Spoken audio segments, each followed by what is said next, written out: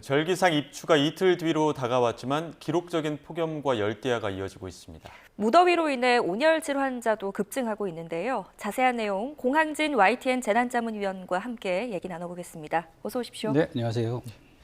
자, 여러 번 반복해서 질문을 드리긴 합니다. 이 입추가 이틀 뒤로 다가오긴 했는데 오늘도 많이 덥죠? 지금 들어오다 보니까 이쪽 상암동 기온이 체감 온도가 34도 가까이 올랐어요. 한낮에 오늘 예보가 38도 서울에 예보가 나와 있는데 특히 이제 남쪽에 있는 공기의 중심이 더운 공기의 중심이 이제 북쪽으로 움직이고 있고 또 동쪽에서 바람이 불어들으면서 이렇게 더운 공기가 이렇게 가라앉아 있거든요. 그래서 오늘 예보를 보니까 수도권이 특히 덥네요. 특히 김포, 그다음에 용인, 하남 이런 곳은 오늘 39도가 예보가 되어 있고요. 그다음에 이제 전라남도의 일부 지방, 광주나 광양 같은 곳도 38도 정도의 기온이 예보가 되어 있습니다. 38도, 39도 말하자면 재해 상황이죠. 중대 경보라고 하잖아요. 요즘에 중대 경보. 일단 무조건 기온이 이렇게 올라가면 피해야 되거든요. 열을 피해서 쉬는 곳으로 가야 되는데 사실 아마 나이가 드신 분들은 이게 좀 너무한 거 아니냐 이런 생각을 좀 할 거예요. 왜냐하면 대구 지방에서 40도를 기록한 것이 1942년이거든요. 1942년 이후에 2018년까지 거의 80년 가까이 기록이 깨지지 않았어요. 40도 그러면 우리가 보통 이제 몸의 체온이 40도까지 오르면 응급실로 실려가잖아요. 그러니까 아주 중대한. 왜냐면 이제 체온보다 기온이 오르면 오히려 열을 점차 이렇게 따라가거든요. 그러니까 36도 이상, 36.5도, 37도 이상 올라가면 오히려 열을 차단하는 옷을 입는 게 더 좋은 방법이 될 수 있을 정도로 상상하기 힘든 더위였는데 그것이 올해 42.5도까지 올라갔으니까 이제 폭염은 재난 상황이다 이렇게 판단을 하시는 게 좋을 것 같습니다. 네, 요즘에 그 지역별로 기상 상황에 따라 별칭이 붙는 사례가 나타나고 있는데 원래는 그 데프리카, 대구가 덥다 보니까 데프리카라는 별명이 있었는데 양산이 최근 들어서 높은 기온을 나타냈고 이번에는 이제 수도권으로 더위가 나타나다 보니까 서프리카라고 불러야 될 것 아니냐라는 이야기가 나올 정도로 지금 수도권이 굉장히 많은 더운 현상을 보이고 있습니다. 이렇게 이름 붙이길 좋아하는 거예요. 서프리카, 데프리카인데 이 수도권 언제까지 더울까요? 앞으로도 당분간 더위가 쉽게 꺾이지는 않을 것 같아요. 왜냐면 지금 기온 전망을 보니까 서울 지방의 기온 전망이 내일 모레까지 38도가 나와 있고 그 이후에 37도, 36도 조금 떨어지긴 해요. 조금 떨어지긴 하지만 그렇다고 해서 우리가 폭염 상황이 벗어나는 건 아니고요.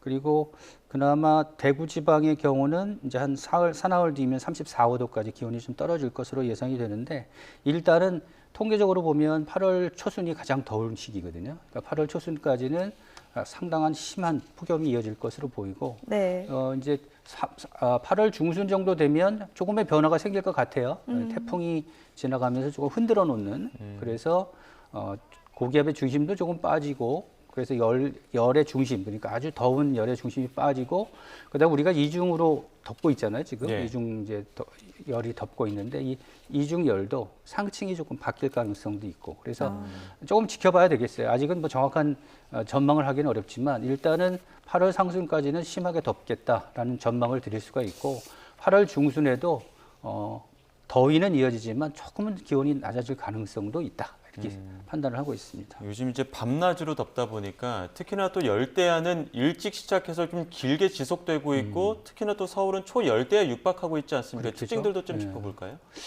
열대야가 나타나는 현상은 습기가 많아서 그런 거거든요. 수증기가 많아서 우리나라 주변의 해수 온도, 그러니까 바닷물 온도가 평년보다 한 1도 정도 올라가 있는 상태고 그래서 27도에서 한 29도 정도 나와 있는데 그래서 이렇게 해수면 온도가 높게 올라가면 당연히 이제 우리나라 쪽으로 들어오는 수증기의 양이 늘겠죠. 수증기도 온실가스거든요. 온실가스라는 얘기는 그만큼 뭐냐면 나가는 열을 차단하는 역할을 해주는 그런 역할을 하기 때문에 그래서 밤에 열이 쭉쭉쭉 빠져나가지 못하면 열대야가 이어지는데 그 열대야는 시작하면 폭염과 함께 거의 같이 간다고 보시면 되겠습니다. 그래서 열대야가 이어지면 사실은 밤에는 좀 쉬어야 되잖아요. 쉬어야 되는데 열 피로가 이제 쌓이면 밤에 그걸 해소하지 않으면 기온이 우리가 경남 양산에서도 기온이 조금씩 올라가는 걸 보셨잖아요. 그러니까 그 피해가 조금씩 쌓이는 거거든요. 몸에도 쌓이면 이게 열대야가 아니더라도 뭐 25도가 아니라 23도, 22도에서도 피해를 볼 수가 있거든요. 실제로 6시부터 11시까지 온열한 질환자의 23%가 6시부터 11시까지 나타나고 있고요. 12시부터 17시까지는 47%니까 낮에 나타나는 폭염의 피해 못지않게 오전 상황에서도 이 폭염과 열대야가 몸에 영향을 줄 수 있다 이렇게 생각하시면 되겠습니다. 갑자기 궁금해진 건데 이 도시 구조 자체를 좀 뜯어보면 도시는 이 시골보다 아스팔트 열도 있고 그리고 조명도 늦게까지 꺼지지 않잖아요. 이런 인공열도 그 열대야에 좀 영향을 주는 원인이 될까요? 이제 도시가 더운 걸 이제 열섬 현상이라고 그러거든요. 네. 열의 섬처럼 열이 쌓인다 해서 열섬이라고 하는데 도시에서는 지금 말씀하신 것처럼 콘크리트나 이런 인공구조물들이 많죠. 그래서 네. 낮에 그 열을 온통 받고 있다가 밤에는 다 내뿜어요. 그러니까 자연스럽게 더워질 수밖에 없죠. 또 하나는 또 에어컨 같은 걸 많이 쓰죠. 네. 에어컨은 특징이 뭐냐면 안은 시원하지만 밖은 덥거든요. 네. 네. 그러니까 역시 열이 밖으로 나가고 이렇게 해서 또 이제 그 도심은 사실은 녹지 같은 것들이 많지 않습니까? 그러니까 열을 해소시킬 수 있는 그 방법들이 별로 없으니까 이런 열들이 다 쌓여서 밤의 기온을 높이는 거죠. 그래서 열섬 현상과 열대야가 거의 같이 이어진다고 보실 수가 있겠습니다. 그래서 중요한 것은 이제 제도적으로 이 열을 조금이라도 해소할 수 있는 방법들을 모색을 해야 되는데 뭐 지붕에 초록색을 칠한다든지 이런 것들은 일부 하고 있는데 네. 어떤 형식으로든지 녹지를 늘리고 열을 분산시킬 수 있는 시설물들을 많이 보강하는 것이 중요한 과제라고 생각이 듭니다. 예, 오늘 오후에는 또 그래도 인천과 경기 남서부 쪽에는 소나기 소식이 있기는 한데 그게 더위를 식힐 정도는 아닌 거죠? 그 소나기가 예보는 되어 있어요. 예보는 되어 있는데 양이 일단 적습니다. 5에서 한 20mm 정도. 보통 소나기 예보를 할 때는 5에서 40mm 정도는 예보를 하거든요. 그러니까 갑자기 발달해서 쏟아지는 비라도 한 40mm 오면 그나마 약간은 식혀줄 수 있는데 아마 이렇게 비유하면 좀 심한 비유일지 모르지만 뜨겁게 달궈진 데다가 불을 부으면 수증기만 올라오겠죠. 네. 그러니까 어떻게 보면 소나기가 짧게 내리면 더 수증기를 공급하는 역할밖에 못하기 때문에 폭염을 쉽게 가라앉히기는 어려울 것 같습니다. 네. 자, 이제는 이 폭염이 인명을 위협하는 진짜 재난 수준으로 올라갔습니다. 이제는 어제 하루에만 온열 질환으로 응급실을 찾은 환자 수가 186명이라고 하는데 올해 역대 최다였다고 하더라고요. 네. 그러니까 이제 일단은 이런 지금 말씀하신 것처럼 재난 상황이라는 걸 좀 이제 인정하셔야 될 것 같아요. 그러니까 38도, 39도 정도 기온이 올라가면 글자 그대로 정말 죽을 수도 있는 그런 더위거든요. 그러니까 그런 상황이라면 이제 재난이라는 걸 받아들이고 일단 모든 상황을 좀 멈추셔야 될 것 같아요. 38도, 39도 올라가면 일단 멈추고 그다음에 차가운 곳으로 이동을 해서 식히는 열 속에 우리가 이제 보통 그 피부 안에 이 몸에 쌓이는 열이 있거든요. 그 열을 식히는 그런 방법들이 필요하다고 생각이 됩니다. 네, 잠시 정정하겠습니다. 186명이 이제 온열 질환으로 응급실을 찾은 것이 어제가 아니라 그제 기준이었다고 합니다.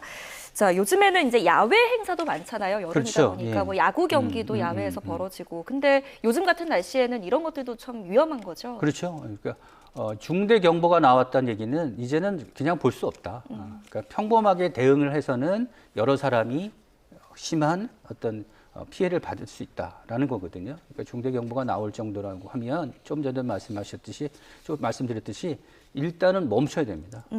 상황을 더 가시면 안 되고요. 그리고 네. 또 중요한 건 뭐가 있냐면 아까 우리 도심에 이제 콘크리트 같은 얘기 많이 했는데 열이 우리가 보통 기온이라는 게 한 1.5도 정도 되잖아요. 네. 근데 이게 내려가면 내려갈수록 급격하게 올라가거든요. 그러니까 땅에서 가까이 있는 콘크리트와 가까이 있는 곳에서 작업을 하시는 분은 40도 정도 올라가면 거의 50도 이상 올라간다고 보실 수가 있어요.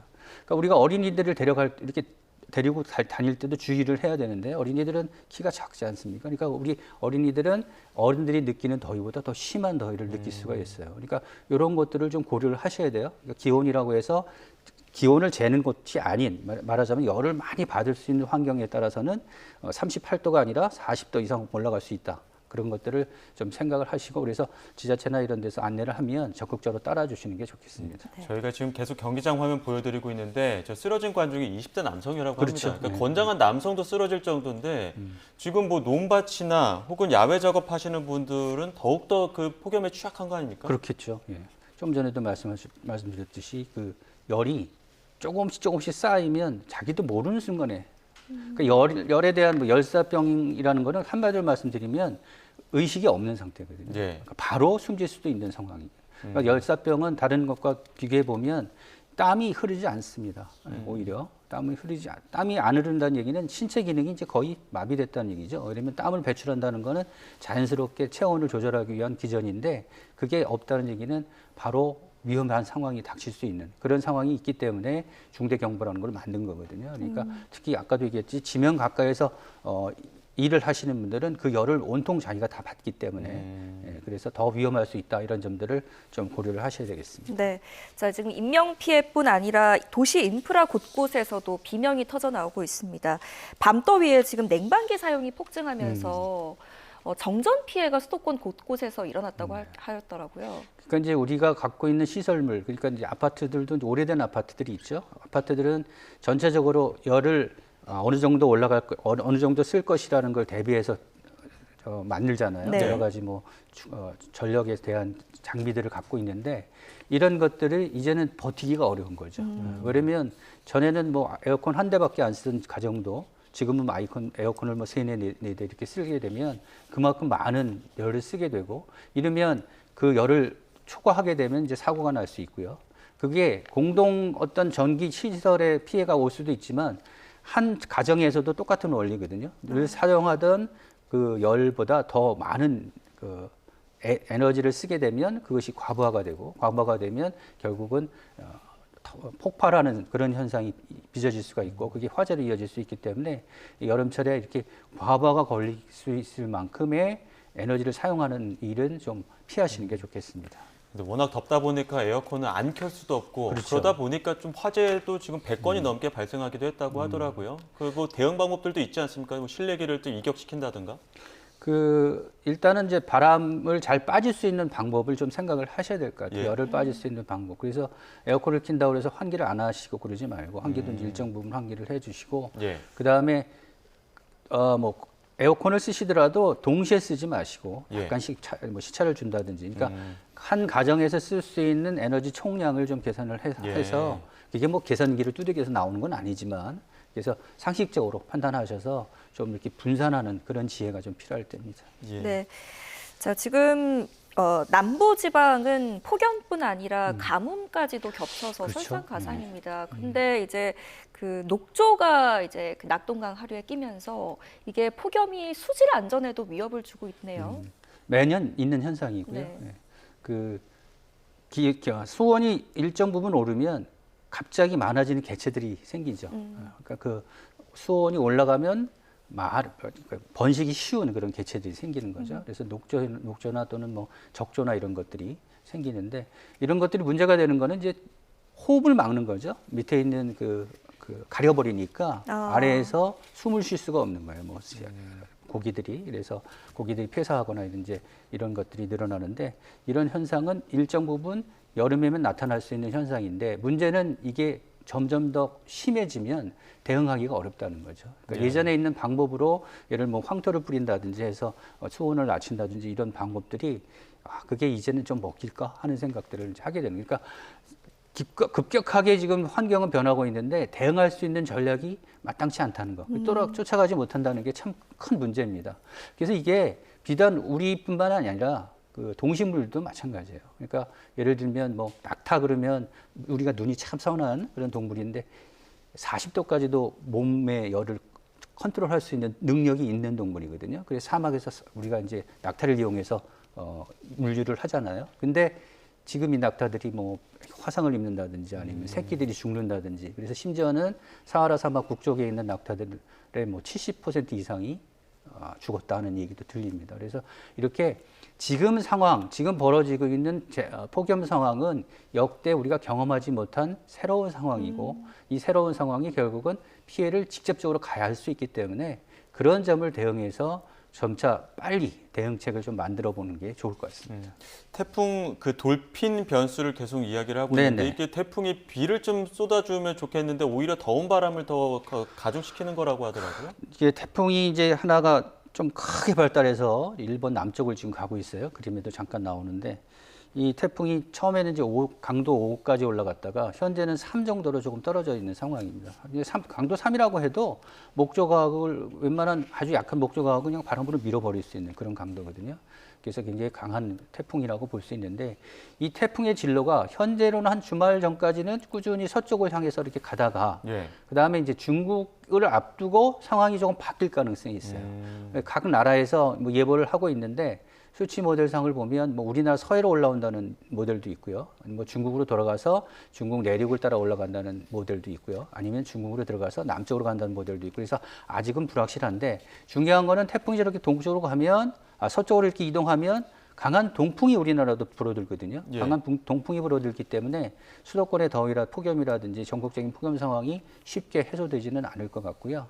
다만 이제 그 태풍의 앞부분에도 비구름이 좀 생겨요. 그러니까 태풍이 저렇게 이동하더라도 제주도나 뭐 경남 해안이나 이런 곳은 비가 올 가능성이 있습니다. 그러니까 경남 양산이라든지 지금 가뭄이 아주 심한 게 경남이잖아요. 뭐 우리가 한 달 강수량이 평년에 한 20%도 안 되는 아주 적게 비가 온 곳인데 만약에 태풍이 저거보다 조금 더 북쪽으로 올라온다면 남해안이나 제주도에는 비를 좀 뿌릴 가능성이 있고요. 그리고 태풍이 들어가서 중국의 동해안을 따라 북상을 해도 우리가 태풍 바비가 그랬는데 태풍 바비가 중국의 상륙에서 비구름을 남겼고 이 비구름이 들어오면서 우리나라에 비를 뿌린 경우가 있거든요. 그러니까 아직은 좀 이른 전망이긴 하지만 태풍이 중국으로 들어가서 비구름으로 바뀌어서 우리나라에 영향을 줄 가능성도 있어서 조금 더 지켜봐야 될 것 같습니다. 네, 태풍이 와도 걱정, 안 와도 걱정인 상황입니다. 올 거면 효자 태풍으로 와줬으면 좋겠는 바람입니다. 자, 지금 우리나라뿐 아니라 옆 나라인 중국과 일본도 굉장히 극한 폭염으로 몸살을 앓고 있다고 하던데 얼만큼 심각한 상황인가요? 그러니까 일본이나 중국에서 사시는 분들도 우리가 사는 지역이 이제 중위도라고 그래서 위도가 한 30도 정도 되잖아요. 그러면 평소에 아까도 뭐 대구의 기온이 40도를 넘는 경우가 70년 이상 걸렸다고 그렇게 우리가 생각을 하고 있는 건데 그러니까 사시는 경험으로서 40도 그러면 사실은 말이 안 되는 기온이라고 생각을 한 건데 우리뿐만 아니라 중국, 일본 다 마찬가지로 40도를 넘는 그런 폭염이 이어지는 곳이 많습니다. 그러니까 결국은 그런 더위가 오면 일본, 중국에서는 방공호까지 만들어서 그 아래로 피신시키기도 하고 한다는데 일단은 지하로 내려가면 좀 시원해지니까요. 그러니까 결국 이 더위는 아주 심한 경우에는 피하는 방법밖에 없어요. 그러니까 그래서 그런 것들을 이제 여러 가지를 만드는 거죠. 근데 아무튼 우리나라뿐만 아니라 동아시아 전체가 이런 폭염의 대상이 되고 있고 또 우리 동양뿐만 아니라 저쪽 유럽, 그다음에 북미 뭐 가리지 않고 전 세계가 지금 굉장히 심한 더위에 몸살을 앓고 있다. 궁극적으로 그 큰 원인은 지구가 더워졌기 때문에 그런데 특히 더워진 데다가 최근엔 엘니뇨가 이제 시작을 했어요. 그래서 한 두 달 정도 기온이 급격하게 해수 온도가 급격하게 올라갔는데 이 엘니뇨가 내년 한 전반기까지는 이어진다는 전망이 나와 있고 엘니뇨가 나타나면 궁극적으로 이번에 나타나는 엘니뇨는 2015년에 엘니뇨가 가장 최극강으로 나타났었는데 그 2015년의 엘니뇨 수준을 좀 넘어설 가능성이 있다. 이런 것들이 전 세계 기상학자들 견해거든요. 전망이기 때문에 만약에 그렇게 되면 열이 계속 쌓일 거고 열이 쌓이면 내년도에 그러니까 올해보다는 내년에 여름이 더 더울 가능성도 커진다. 그러니까 해마다 기온이 조금씩 올라가는 현상이 이게 언제까지 갈지 좀 걱정인데 현재 특별한 어떤 지구적인 큰 기후의 변화가 없는 한 앞으로 더워지는 추세는 이어질 가능성이 크다 이렇게 볼 수 있겠습니다. 예. 올해는 특히나 이제 복합적인 원인으로 급격하게 온도가 좀 오래 지속되고 있지 않습니까? 그러다 보니까 대비도 좀 늦기도 했었습니다만 지금까지 겪지 못한 이 폭염에 대비해서 지금이라도 준비해야 되는 것들이 있다면 어떤 게 있을까요?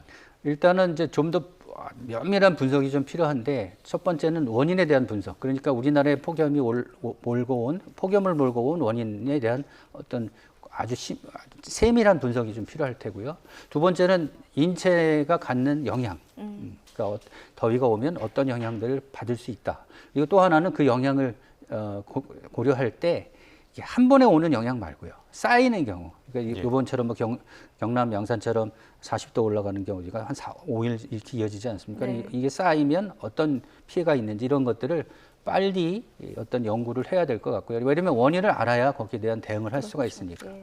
그리고 또 하나는 일단 피할 수 있는 시설들을 좀 많이 만들어야 될 것 같아요. 폭염은 아까도 얘기했듯이 중대 정부가 나타나면 일단 피해야 되거든요. 그러니까 피할 수 있는 곳을 우리나라가 세계적으로 유명하잖아요. 이런 걸 쉽게 또 예. 빨리빨리 만들어내는 그런 아주 큰 힘을 갖고 있는 민족이니까 예. 지금이라도 그런 것들을 좀 아이디어를 내서 폭염을 빨리 피할 수 있는 그런 시설물들을 좀 갖추는 것들이 중요하다고 생각이 됩니다. 예, 알겠습니다. 여기까지 듣겠습니다. 지금까지 공항진 YTN 재난자문위원과 함께했습니다. 고맙습니다. 네, 감사합니다.